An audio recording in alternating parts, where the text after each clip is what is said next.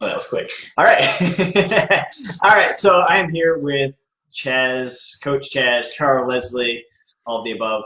Great friend, great father, great husband to his beautiful wife, Trista. Um, been in this thing since the beginning as far as Beachbody coaching. I joined December 2008, and then you joined like what, January 2009? Later, yep, yep. Yeah, all because of YouTube video, crazy. Hmm.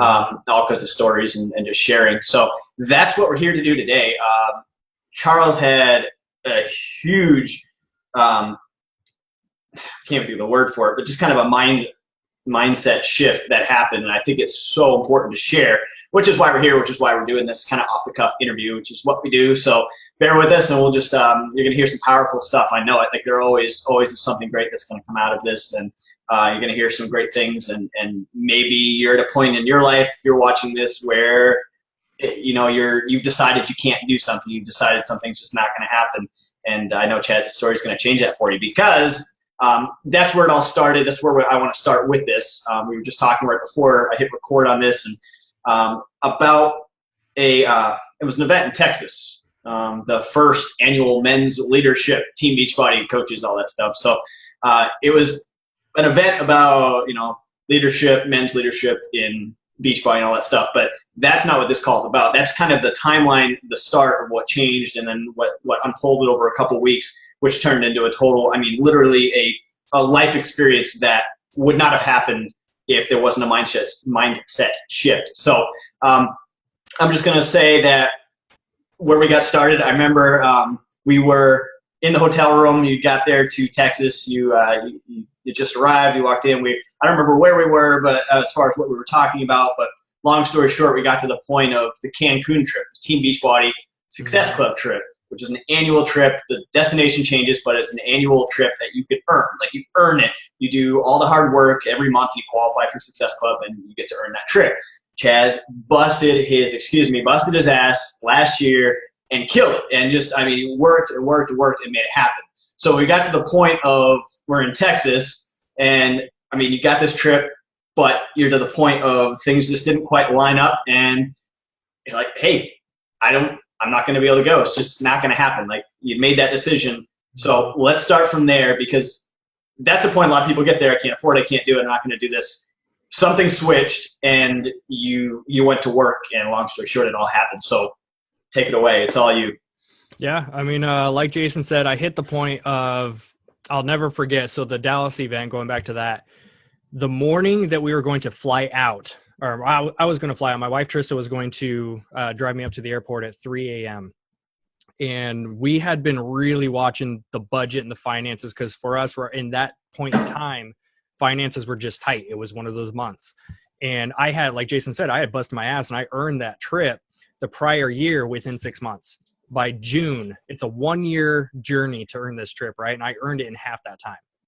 I earned it. So for over a year, we had been planning for this trip, looking forward to this trip. Trista hadn't been on a trip in over a year since our cruise last year. And so for her, this was more than just another Beachbody thing. This was more than just a trip. This was her vacation. And long story short, throughout the last year, things have changed a little bit in our lives because we actually had a new boy that came. He was a preemie. He was about 4 weeks early, had some developmental issues in his lungs. So we were actually stuck in a hospital for 2 weeks. And then it took another week of getting adjusted to home life after that. So there was a 3-week gap of just pure hell. We would not ask that to be put on anybody. And ever since then, we went through the whole process of raising a newborn, no sleep, and going through all those stressors that brings. And, you know, for this whole time, especially Trista being the mother, she's carrying the weight of all this stuff just on her shoulders, weighing her down. And moving forward into kind of this Dallas event, a few weeks before Dallas, we're kind of looking at finances, and it was a big jump for me to be able to go down to Dallas to this event because I saw the event got pulled up, and something inside me said, you need to do that.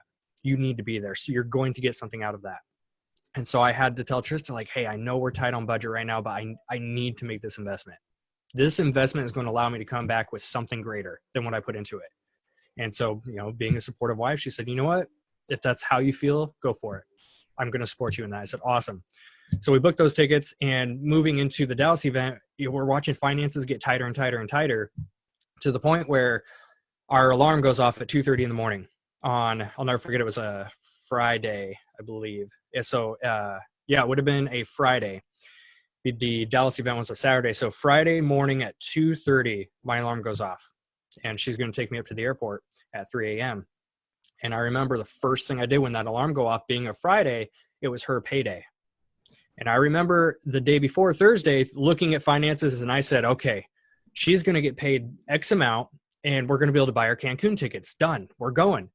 So sure enough, I roll over, grab my phone, check the bank, $400 less than I thought it was going to be. Surprise. Ding. Life happens. So I'll never forget. I had to, wake her up because we were going to go to the airport anyway. So I had to wake her up.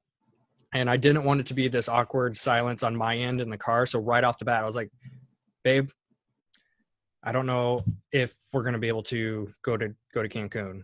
And she said, oh, you're sure? Maybe we can keep watching the tickets. And then I had to say, it's not a matter of if anymore. It's not a matter of when. It's a matter of we don't have the money. We can't afford it. We're not going to be able to go. And like Jason said, I made that decision before the deadline was technically up. We still had 2 weeks until between the Dallas event and Cancun was about 2 week time frame.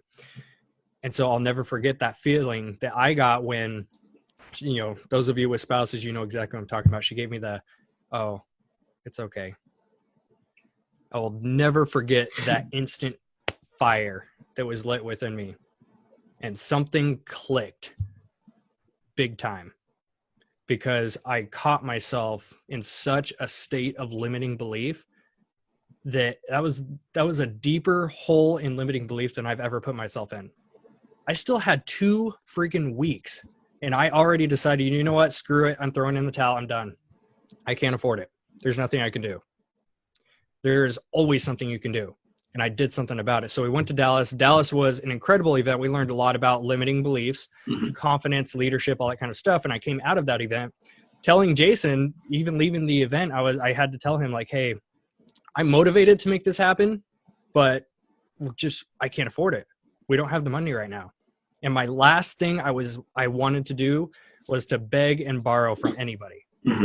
We had my mom offered to give us cash to go. And I refused to borrow money from anybody because I believe for me, that was on me. I earned the trip and I'm also the one that cost us the trip because I didn't plan ahead of time for the finances for the plane tickets. So moving forward, the biggest thing that switched was when I got back from the Dallas trip. I sat down, I looked at finances. I said, okay, we have 0 extra to spare right now. And here we are looking at plane tickets this whole time. And 2 months prior, I saw the plane tickets pop up for both of us to get down there, $750. For Cancun, that's cheap for 2 people. We should have snagged them then, but I made the mistake of going, let's just wait and see if they – we all know how that works out. They climbed and climbed and climbed and climbed. So it ended up, we were looking at about $1,300 for plane tickets. And on top of that, the cheapest way for us to fly down was to fly in a day early. So we had to look at booking an extra hotel room. We had to look at food for that extra night because food is included during the event, but we flew in a day early. So we're looking at all these finances, and I made the number $1,600. I figured it would take about $1,600 for us to get down there, do an excursion, and live comfortably and still come home. We had to look at the future, right? It wasn't just getting down there. We had to look at, we have a baby at home. We have formula we have to buy. We have rent due right when we get home. We have all this crap to take care of when we get home. Responsibilities. Yeah, I mean, right? Being an adult, we can't just fly down, have the time of our lives, come back and go, oh, shit. You're right. This is all the stuff that's going through my head when I told Jason we can't afford it. And moving forward from there, I made the number 1,600, and everyone keeps asking me, how did you make that happen? How did you get to Cancun? And my number one tip is I took this shit seriously. I wanted to be a leader, and I started acting like it. For 1 freaking week, I'm going to do as much work that the top 10 coaches do. I'm going to bust my ass for 1 week. I made sacrifices. I freaking sold my beloved iPad. I know you were at the event. Just bought that thing. I loved it. It wasn't the crappy kind. It was the top of the line iPad because it was, I get the best. I love the best. Yeah. That was the first sacrifice I made, and the rest of it came between massage therapy, which is what I do part-time, and then the other half of it came from my Beachbody income. And at this time, I'm going to throw out there, I was at For those of you in the business, you understand these numbers, but I was at 0 points for Success Club and I had 0 conversations going. We all know this business is driven by how many conversations you have going. I was at 0 for both those. So between, I don't know what day it was, let's say Monday and Monday. Between Monday and Monday, I took this seriously. I got to work. For one friggin' week, I told myself, you are not daring to even tell yourself you can't do this. Right. Why? You have another week and a half to go. Why can't you do it? I started asking myself these questions. And the biggest question, I kid you not, I asked myself that kind of got my own butt going. I asked myself, is that all you've got? Honestly, is that all you've got? You're just going to throw in the towel. Look at your freaking wife right here who just went through hell for the last Let me ask you something to kind of even add to that. Like during that time, do you remember ever having a thought of like, if I don't do it, whatever? Like, did you ever think, or did you just know that Nope. whatever the hell I got to do, I'm making this thing work? Without hesitation. It just like I made the decision when I told Jason we can't afford it, when I told Trista we can't afford it, just like I made that decision, I also flipped it on its head. I made the decision, this is happening, non-negotiable. Yeah. I will not settle for anything less than success. The thought of, are you going to be able to do this? What if this person, blah, blah, blah. And I had sent Jason a picture of my clients I had on the books for that week. I said, look at all these clients I just booked. I just busted my ass. I had most of those cancel. Yeah. I had 4 people out of like 8 that canceled. And all of a sudden I'm like, oh shit, there goes $300. Yeah. And I had to make up for it. And I did it. But it all came down to making that decision that I wanted it so bad. I was not going to settle for anything else. Yeah. I made the decision. I made it happen. I use the excuse I can't afford it. Yeah. Which is the main excuse we get in our business. And for once, I had to take my own advice. Yeah. I can't afford it means I'm not willing to put in the extra work to make it happen. Limiting belief. Limiting belief. I took that off. And so within that week, I made $1,636. Yes. I got us down there. I gave Trista the trip that she deserved because this was a vacation for her. For me, I was kind of okay because it was another trip. Yeah. I was okay with skipping it, to be honest, but it was my want for her was so great that I was not going to let her down. Yeah. Rewind real quick. 2 years prior, I had earned our first trip on a Success Club cruise. That was our big honeymoon. That was the first trip that I earned. Oh, that was fun. Fast forward a couple years before that, Jason earned a trip to the Bahamas and brought me as a guest. I was a guest. I didn't earn it by any means. And that's all it was on my mind the whole time was I didn't earn this. And here's the kicker. I'll never forget when Jason was like, yeah, the room's big enough. You can bring Trista. And I had to look at her. And then we were probably on the phone and I had to tell Jason, like, we can only afford 1 plane ticket. And so Trista had to stay home. Yeah. We were newlyweds, too. Trista had to stay home. And so from that point forward, I said, I will never have to look at that look of disappointment again. Yeah. Well, I remember that. I remember during that trip, we were kind of going around the Bahamas and stuff. But I remember the whole time I could see it like you wanted her to have her there to share that experience with you.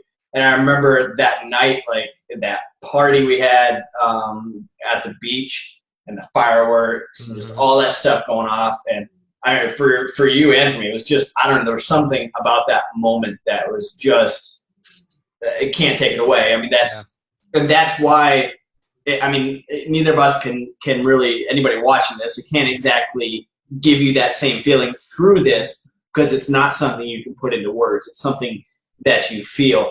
But going something that left me in tears on the beach for 30 minutes. Yeah, I remember, and I came up and sat next to you. We just sat there on the beach.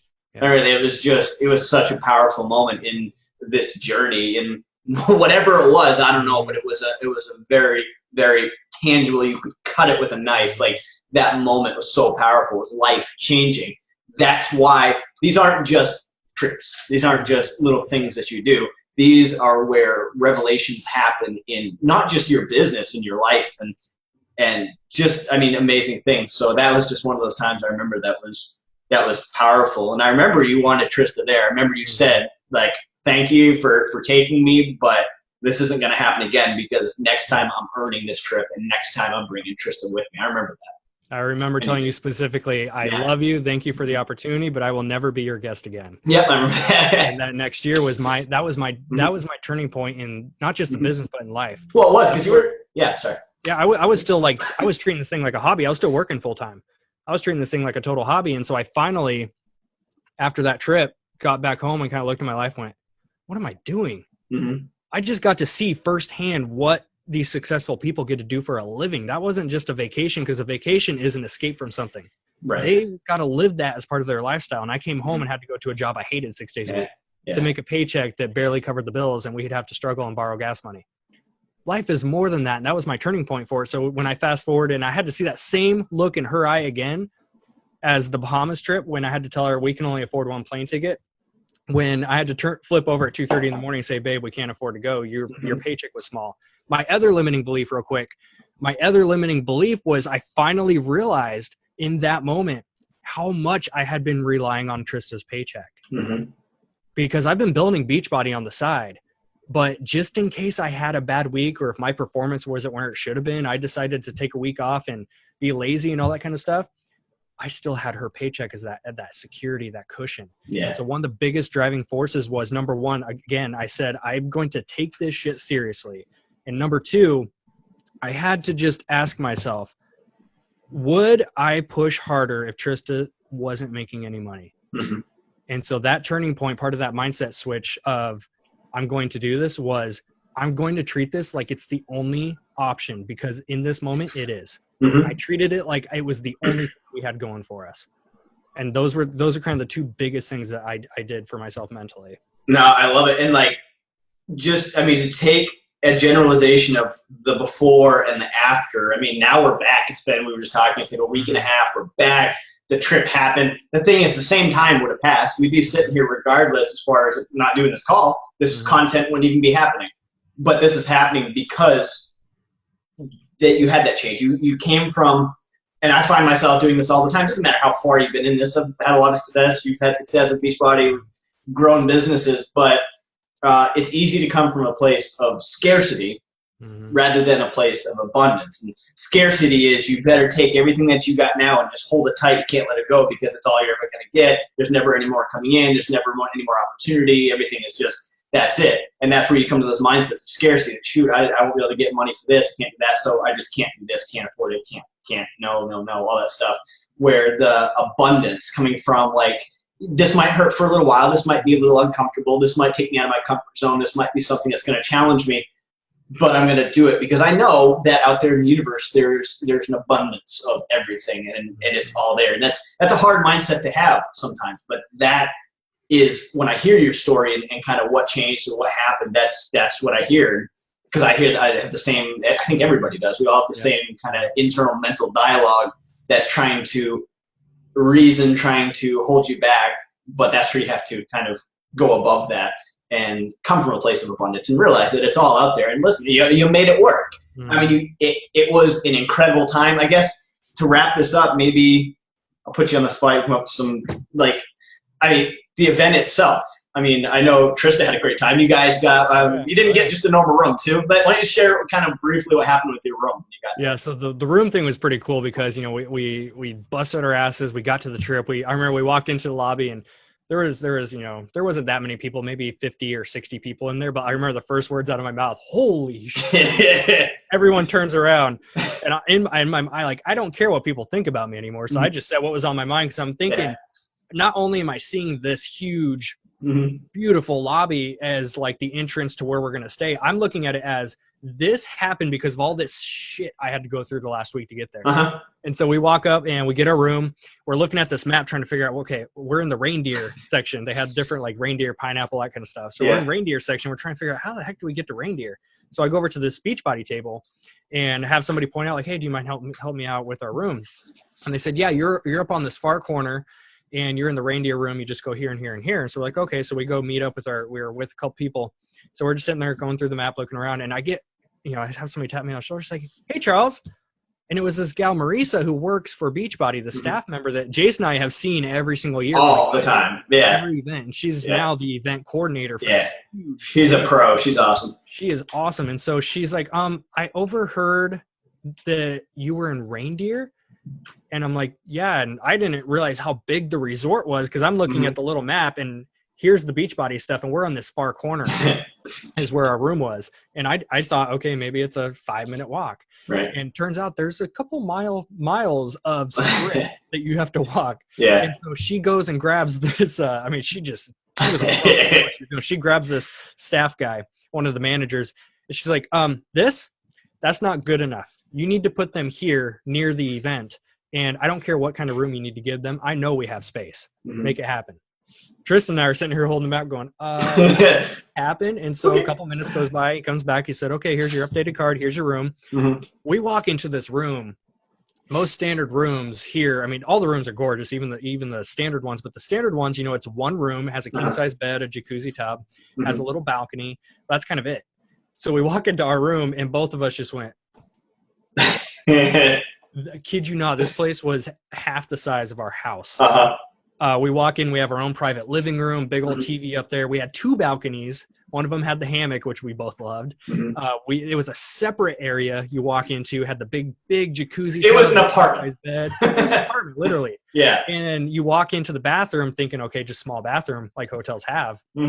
We had a walk-in closet that went to the left. We had a huge shower and everything that went to the right. We were just in awe. And that was like one of those moments where I remembered another time when we had gotten these couple of flight delays coming back from last year. We visited down in Florida with Jason. So flying back, we had a couple flight delays. That, long story short, those flight delays turned into an $800 check that Southwest had to write us for bumping both of us. And then we also got a $500 voucher from another airline that had to bump us. And so we're walking away with all this money going, why did we deserve this? And it's because it's all in the mindset. What you put out there, you're going to get back. And I look at the Cancun trip and the room upgrade and all this stuff, and it didn't happen by accident.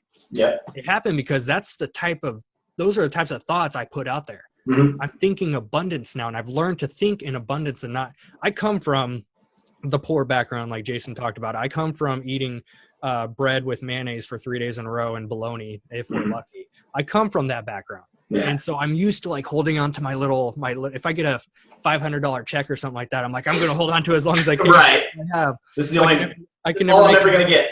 Seriously, you have this mindset of if you're broke or poor, you can never make any money. You're just going to live on whatever income you have. Right. That is bullshit. I'm calling bullshit. Whatever limiting belief you have in your head right now, the way that I had, I'm calling bullshit on it. You are holding it back, no one else. That's why one of my favorite things from, the incredible mentor anybody should listen to, Jim Rohn. He said, I remember one of the first audios I listened to him, he was talking about his experiences, and he did network marketing, totally different company, but had huge success, like a lifestyle guru. And this guy, he's talking and he says, like when he first got started out from his mentor, Mr. Schoaf, he called him, his mentor, he said, when he would go out to eat, he would tip like a rich man. And then, of course, the way he says it's awesome because Jim Rohn just has a way with words. But he came from abundance. He wasn't rich yet. He was just a farm boy from Idaho, I think. But he tipped like a rich man. And I took that principle, and I've done that ever since I started this thing. Like I always tip, also being a server in the past, I tip very well because I know it's going to come back. And how much, I don't know, I'm looking at the camera, looking at you, but how much of an affirmation is it, or validation, I should say, that you busted ass, you switched your mindset, and in those 2 weeks you did whatever you could to create that experience. Not just a trip, but you created an experience and you created memories, which are all we ever have. That's the only legacy we're going to have is our memories, not the stuff we do or have. It's the memories we create in our lives and in the lives around us, the impact we have. And that's what you created. And that the room upgrade, the experience, just all the stuff that's happened from that trip. Of course, now everybody wants to hear your story because of the things that you overcame. One thing I heard in your story is the thing I saw back when I worked at Bank of America, a job I hated more than anything, inbound credit card sales. I'd sit on a little leather-bound chair and next to the break room, there's a little kitchen, but I'd just kind of sit there and realize how much I hated my life at the time. But I would stare at the wall, and there was just complacency is devastating. And I would sit there and I would see that every day. And obviously, it impacted me so much. It's still in my mind. And just what you were saying about relying on Trista's check, relying on that comfort, it's complacency. And it's so easy. It's easy for any one of us. Even we've been in Beachbody for like 7 years almost now. It's still easy to get complacent if you're not challenging yourself, if you're not trying to create and conquest and do things, it's easy to just sit back and ride. And I've done the same thing. I've had my ups and downs, and that's why I wanted to really get this story out there, because I mean, in 2 weeks you took a not going to happen to happened.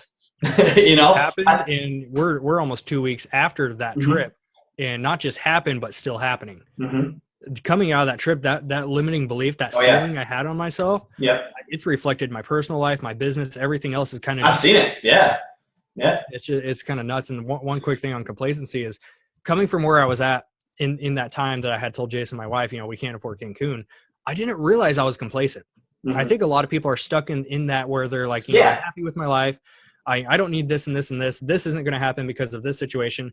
You're putting limiting beliefs on yourself and you're complacent. But the trick is understanding that you're there. Right. I think when you're complacent, it's really, really hard to figure out and realize, oh shit, I'm stuck in my own little comfort bubble. Yeah. Well, because here's the thing. You have to look at the bigger picture and get out of it. Right. Who says you don't deserve to have whatever it is you think you want? Who says you're not good enough and this other person is? Who says you can't have what these other people have?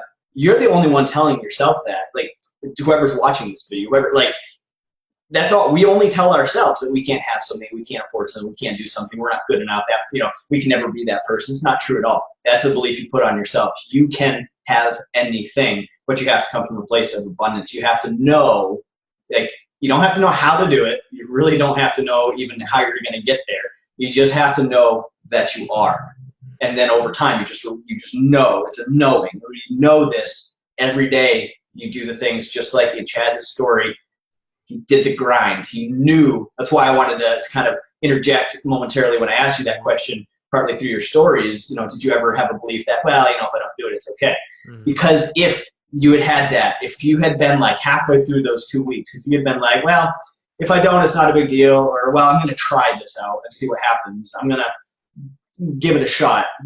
That is right away, that's just shooting yourself right there, because that's basically saying, that's giving yourself a cop-out, more or less. But you knew without a shadow of a doubt you were going to create this experience, and it was going to happen no matter what you had to do, and you did it. Yeah, that's true. And like Jason just said, if you give yourself the option, you're going to take the easy road out every single time. It doesn't matter what situation you're going through. If you're talking about the Beachbody business or your personal life or your career outside of whatever, if you give yourself the option, you're going to take the easy way out, because it's the human nature in us. And I'll tell you this real quick is I can't tell you how many times for that whole week that I kicked my ass. I kicked my own ass into gear. I can't tell you how many times Trista would stop me through the day and be like, you know, babe, it's okay. We don't have to go. I understand. You know, we're going to go on another trip next year. You're working towards that next trip next year. I can't tell you how many times she stopped me and asked, it's okay. You know, are you sure you want to do this? You're wearing yourself out. You're working 12 hours a day. And every single day for that week, she would constantly check in with me like, we don't have to go. It's okay, babe. I swear. Yep. It's just, I did not give myself an option B or a plan B. It was, this is what's happening, non-negotiable. There's no other things out there. I had my blinders on like none other, and I got to work and I focused. Like, this shit's happening. Jason and I just talked about this before we hit record. Is I've had people that are asking me, what were the business step 1, 2, 3 tactics that you took to make that happen in a week? And I'm telling everyone the same thing. Like, I have a list. I was asked to make a list of what I did that week and what clicked. There's 17 bullet points. Not one of them is a how-to. Right. Because it's never about the how. It's about your mindset. And all of these bullet points, some of them I talked about here, a lot of these bullet points are all in your head. If you have the drive, the passion, the fire, and the motivation to achieve something, and it's your only option, and you treat it like that, you don't have to know the how necessarily. It's right. One way or another. You'll get inspired to try different things and to use whatever you're doing in your life. You'll figure out the how. You just have to start with the why. It's kind of, I think it's what the movie Field of Dreams, I think, or whatever, like more or less, like build it and they will come. Yep. Exactly. You can apply that to build it in your mind, know exactly where you're going to go, and then everything else will come. You'll figure out the way. I didn't know how I was going to build this business back in 2008, December, when I signed up. I was just doing P90X. All I knew was this was going to work. That's it. Like, I can't tell you. It was just a knowing. That's it. It was just, there was no like, well, if it doesn't, here's plan A, here's plan B. It was like, this is it. This is going to work, and I'm going to figure it out. And that's what I did. And I stumbled and went through stuff and figured it out. And listen, I connected with people just like you because of that knowing. That's where I made that video. You were my very first coach that joined me on this journey, and I had no credibility. I had no long-term thing in this. I had no success at the time. I was just barely into P90X. But like-minded people connect when you put yourself out there. When you have a knowing, a belief that you're going to go somewhere, that you're going to go to the top of that mountain, as Darren Hardy says, everything else will come together. But you have to know in your heart that you're going to do it. If you doubt yourself, if you doubt it, and the thing is, everybody knows this. You know it right from the get-go. And you can think right now, even a small commitment. Somebody this last week was like, hey, do you want to go out and do something? You knew the second you said yes or no, whether you said yes and you didn't go, or whether you said no and you didn't go, you knew whether you were going to do it or not. It's just a knowing. You feel it.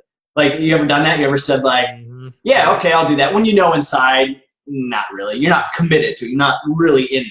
I think a lot of people do that. We deal with that all the time with people getting ready to do programs or getting ready to become coaches and build their business. The just try it out mindset, or the, well, if it doesn't work, whatever. Like, the only way you're ever going to build anything of any value in this life is you have to know that you're going to do it.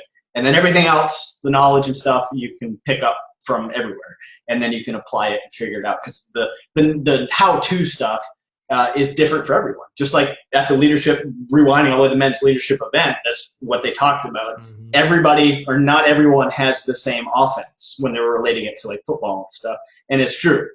There is no one particular way to do it, of whatever that might be. Like, you just have to know that you're going to do it, and then you figure out what way works the best, and you go for it, and that's it. And you fall down, you get up, you fall down, you get up, you fall down, you get.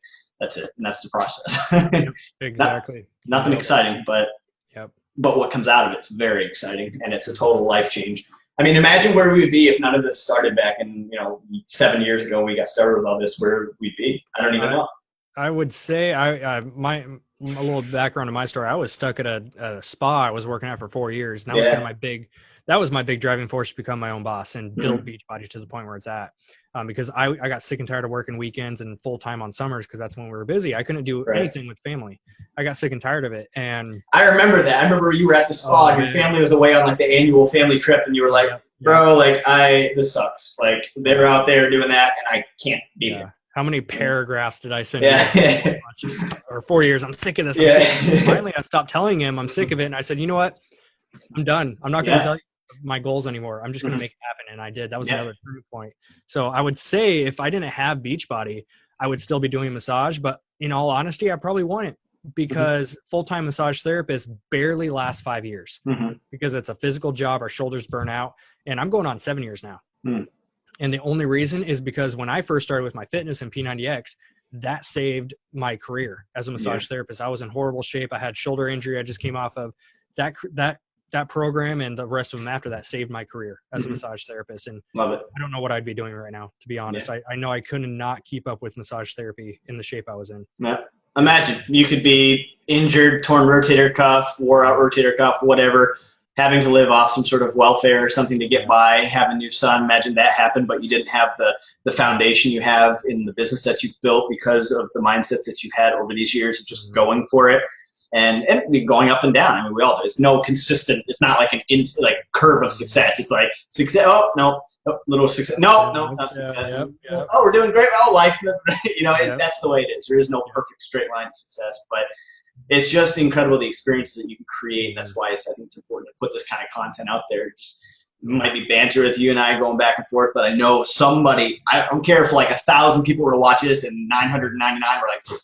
Clicked away after 5 minutes, but that one person that watches this and goes, holy crap, they're right. Exactly. And I've been doing this to myself, and I'm going to change my life. And then their life is different forever, their family's life and those around them. And that's what is so amazing about this is the impact you can have. The butterfly effect is just insane. So exactly. And I'll end with this last because it's something, I experienced firsthand. So it all starts with one decision. Just like we just talked about, my decision to go from doing P90X just as an at-home program and signing up with Jason as a coach because I saw an opportunity and I we connected because we're It's weird how like we're exactly the same mentally. I know. We both get it. So you connect with like-minded people anyway. So it was that one decision to sign up that butterfly effect and just changed my life. And it was that one decision to go from we can't afford to go on this vacation to screw it, I'm making the shit happen. It was that one decision. But here's the kicker. When you make the decision, from that point forward, literally the second that you say, I'm going to make this happen, I'm going to take my limiting beliefs off myself and I'm going to make this happen. The second you make that decision, you're going to be challenged. You're going to, for example, I sent Jason a picture of my calendar. I said, look at all these clients I just put on the books. When I said, I'm going to get us to Cancun, I said, look at all these clients I just booked. We're going to be there. No problem. Yeah. Half of those guys canceled. Oh shit. All of a sudden I had to rebuild and reschedule and make stuff happen. You're going to be challenged. The second you make a decision to do anything, the universe is going to find a way to challenge you. You're going to have life happen, family stuff going on, drama. You're going to figure out that all of a sudden, holy crap, I'm broke. You're going to have all this crap pop up. But it's those who are the 2% that get back up and keep moving forward. The 98% of people that just it happens and they stay down and they say, okay, you know, I get it. I'm just going to stay in my low comfort zone because it's scary out there. You know, I get hurt, I get beat down. But you say, screw it. Yeah. Why not? Let's do it. They keep moving forward. And I was one of those 2% that made that happen. I got knocked down more times than I can sit here and explain. I kept moving forward. I have never quit. I will struggle and fall and fail several times. I will never give up and I will always move forward. It's guaranteed life is going to continue to challenge us for the rest of life. But I know neither of us are going to quit. Just again, as Darren Hardy said, I know there's the mountain up there. I love that analogy because it's so true. We're going to the top of that freaking mountain, and either people can come along and come with us. I know you and I are going to the top, and we might make base camp here and there, but we're going to get together. We're going to keep moving up, or we're going to make it to that top, and people can either sit at the bottom and watch us, so they can be part of it and go up there. But there is no coming back. It's going to challenge you. Life is the more you want out of life, the more challenge you're going to have. I mean, it's the cliche statement, but it's with great power comes great responsibility, right? Some of you are like, oh, Spider-Man, but that's in general. I've heard it in a lot of different things, but that's true. It is very true. If you want to be, so if you're sitting there going like, I want to have success, whatever that definition might be to you, I want to have $100,000, $1 million, I want to have this, that, whatever. You have to be willing, for one, to become the person that has that. Because if you don't have it today, there's a reason why, because you're not ready. You're not the person that has that. You have to become the person that has whatever it is that you say you want to achieve. And you have to be willing to take the hits that comes with it, because there's going to be, the more you have, the more responsibility and the more pressure that's on you. But the greater the rewards and the greater the experiences. That's the thing that's so powerful, is it's not just the stuff. It's the experiences, the friendships, the moments, just the little moments in time. And those are the times, like, I mean, zip lining in the middle of the jungle in Cancun. Lagoon thing that we jumped into. Seriously, I forget what that thing's called, but the cenote, C-E-N-O-T-E. Perry told me, Perry Tinsley. I forgot to tell. Well, it was another conversation, but we met up at the airport. It's funny, we had a layover together. So him and his wife, we sat for a couple hours and just had lunch and did work or whatever. So that was kind of cool. That's awesome. Yeah, cenote. Yeah, cenote. But basically like a quarry. Amazing. That sitting on the beach, you, Tristan, and I sitting on the beach that night, and then the other night we're sitting near the little swings with the bar, just getting some free drinks. Heck, I mean, pina coladas, all that stuff. It was insane. Yeah, just insane. Life. Yeah. Experiences and memories. That's life. One of many. So cool. If I guess I'll leave it a call to action. If that's something, if you want experiences in life, I'm telling you, you gotta take action in doing that, but you have to create it in here. I've heard so many stories of people that have been rich and successful, what we would consider rich and successful, millionaires, whatever, and there's a common thread. They've always, not all of them, but a lot of them have made millions, lost it all. Made millions, lost it all. Because it's all in here. Because they understand that complacency is devastating, and they're willing to continue to go outside of their comfort zone and willing to get punched in the gut and knocked down on the ground and walked over, but they get back up. Doesn't matter how many times you get knocked down, as long as you get up one more time than that, because then you're going to keep standing up. So that's it. Amen to that, brother. Yeah. Appreciate you having me on here. Yeah, no, I appreciate your story. I know it's going to help some people out there. So we'll get it out and keep going from there. So until the next time we have a great experience. Yeah. Just keep Awesome. going. Thank Cool. you for watching, guys. Yeah. Peace See you out. later.